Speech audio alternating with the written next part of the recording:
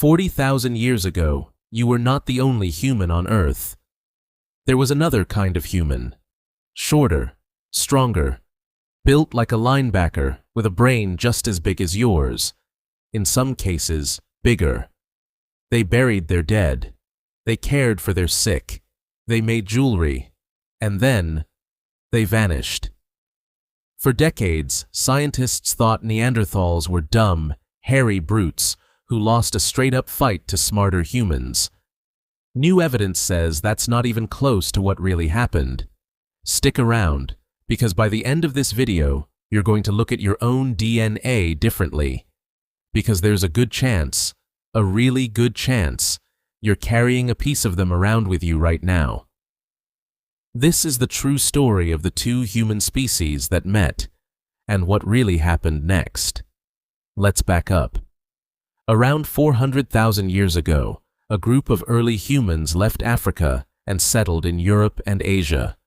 Over tens of thousands of years, the cold, the caves, and the hunt for woolly mammoths shaped them into something new.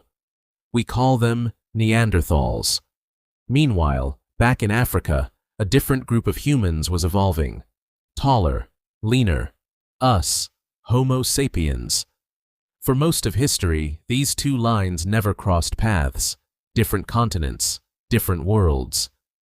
But then, somewhere between 70,000 and 50,000 years ago, small bands of Homo sapiens began walking out of Africa.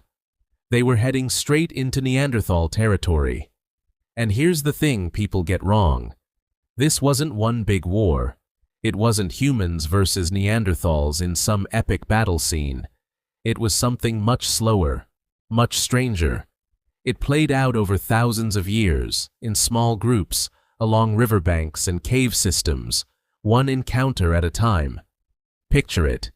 A small band of Homo sapiens, maybe 20 people, is moving north, following game trails through what's now Israel or the Levant. They smell smoke. They find a cave. Inside, tools. Bones stacked with purpose. Signs of fire that's been kept alive for generations. Someone, or something, has been living here a long time. Then they see them. Neanderthals. Broader shoulders. Heavier brows. Eyes that are unmistakably aware. What happens next? Genetics tells us the answer. And it's not what most people expect.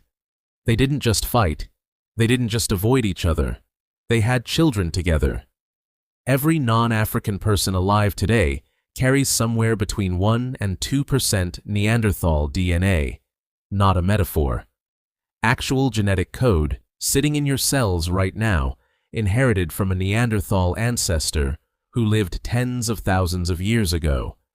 That means somewhere, at some point, a Homo sapiens and a Neanderthal looked at each other and didn't see a monster.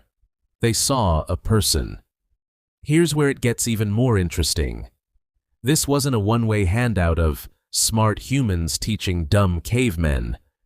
Recent research suggests Neanderthals were skilled hunters, controlled fire long before we arrived, treated wounds with plant compounds, and may have made cave art of their own.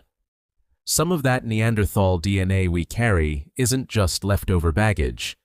It's useful. Genes inherited from Neanderthals have been linked to stronger immune responses to certain viruses, skin and hair traits suited to colder, low sunlight climates, and even how some people's bodies process fat and cold exposure. In other words, some of what helped Homo sapiens survive brutal Ice Age winters in Europe, we may have gotten from them. They weren't just a species we replaced. They were, in a very real sense, absorbed into us. But not all the news is good. Some Neanderthal-inherited genes have also been linked to modern health risks, things like increased risk for certain autoimmune conditions, and even how some people respond to illnesses like COVID-19. 40,000 years later, and their genes are still influencing hospital visits today. Let that sink in. So, if we were mixing, having kids, maybe even living side by side sometimes, Why are Neanderthals gone and we're not? This is the real mystery, and scientists don't have one clean answer. They have several theories, and probably all of them are partly true. Theory 1. Population math. Homo sapiens groups may have simply been larger and more connected. More people meant more trading of ideas, tools, and genetic diversity. Neanderthal groups were smaller and more isolated, and small isolated populations are fragile. A bad winter, a disease outbreak, a run of bad luck, and a small population can slide toward extinction fast. Theory 2. Climate. This was an era of wild climate swings. Some researchers think a series of extreme cold snaps, one after another, hit Neanderthal populations especially hard, right as Homo sapiens groups were arriving and competing for the same shrinking resources.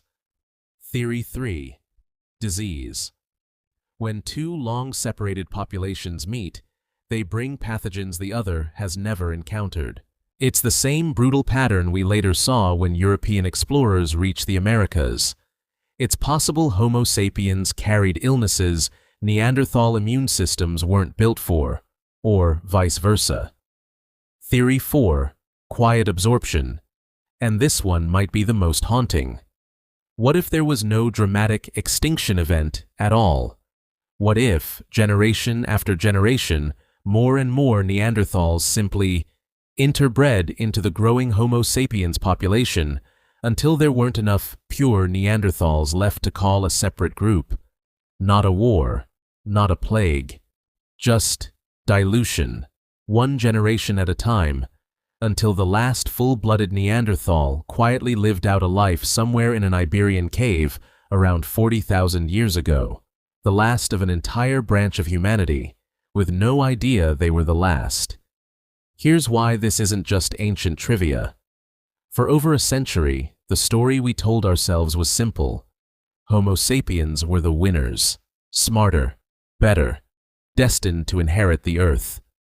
The real story is messier and more human.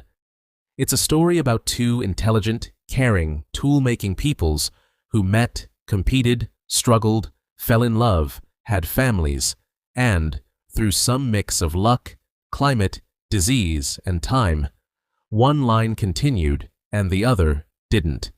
If you've ever taken one of those DNA ancestry tests and seen a Neanderthal percentage pop up on your results, that's not a joke stat.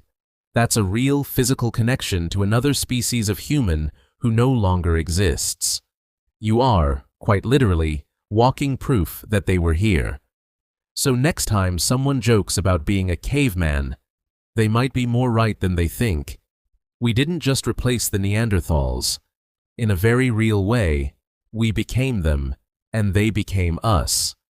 If you want the next video in this series, what happened when Homo sapiens met the Denisovans, an even more mysterious human species we only know from a single finger bone, hit subscribe, because that story is even stranger than this one.